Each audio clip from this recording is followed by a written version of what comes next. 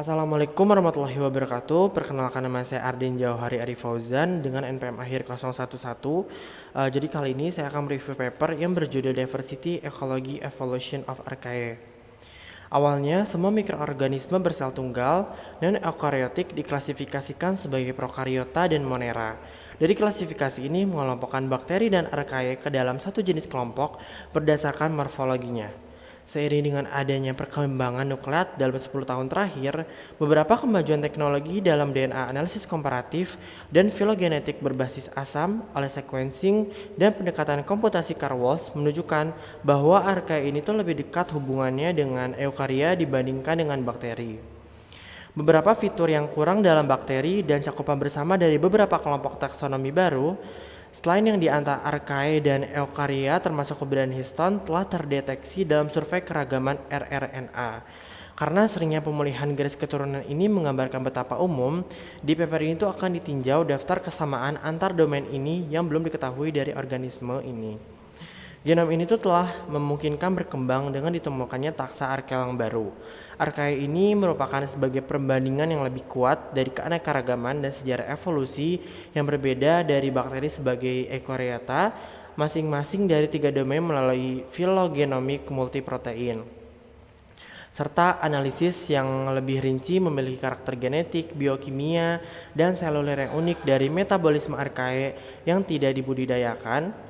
Bahkan archaea ini tuh memiliki lebih banyak kesamaan dengan penemuan eukaryota dibandingkan dengan bakteri, seperti dari struktur genomnya, transkripsi, translasinya. Nah, melihat jumlah genom archaea yang tersedia, mesin nasional dan kurangnya peptidoglikan di dinding sel, menjadi jelas bahwa kita memiliki jalan panjang sebelum kita memiliki inovasi khusus dalam amplifikasi DNA, seperti peningkatan sampling prehensif dari banyak garis keturunan. Inovasi dalam teknologi pengurutan dan alat komputasi telah memungkinkan untuk merekonstruksi sejumlah besar genom dari alam. Pendekatan ini tuh menghasilkan sebagian untuk menyelesaikan genom dengan banyak daerah yang hilang dijelaskan oleh kesulitan dalam merakit data genomik yang dibaca pendek daripada menandakan genom yang benar-benar tidak lengkap. Filosofi gen 16 sRNA itu telah terbukti tidak memadai dan menyelesaikan pola percambangan di antara filum, sehingga pohon multifokus yang digabungkan itu perlu digunakan. Sudah menjadi umum untuk menggunakan subset protein ribosom yang andal dan protein yang dilestarikan lainnya seperti tRNA asintetase untuk menggambarkan filum dan menentukan keterkaitan filum dalam superfilum. Sampai saat ini 3 kelompok filogenomik filum archaea ini telah dijelaskan menggunakan filogeni protein ribosom. Yang pertama ada Asgard, TACK, dan DPANN. DPANN sendiri itu mengarah pada penemuan keragaman mikroba yang luas dan tidak berbudaya. Sebagaimana dirinci dalam ulasan ini, total 27 filum telah diusulkan berdasarkan filogeni protein gabungan. Selain mengklasifikasikan keragaman, pendekatan ini telah memungkinkan resolusi topologi bercabang dalam.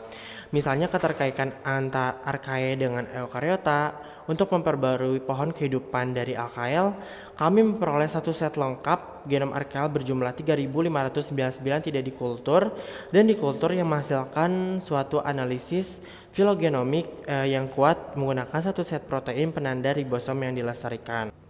Nah, yang di atas ini merupakan gambar dari pohon kehidupan archaea yang telah diperbaharui.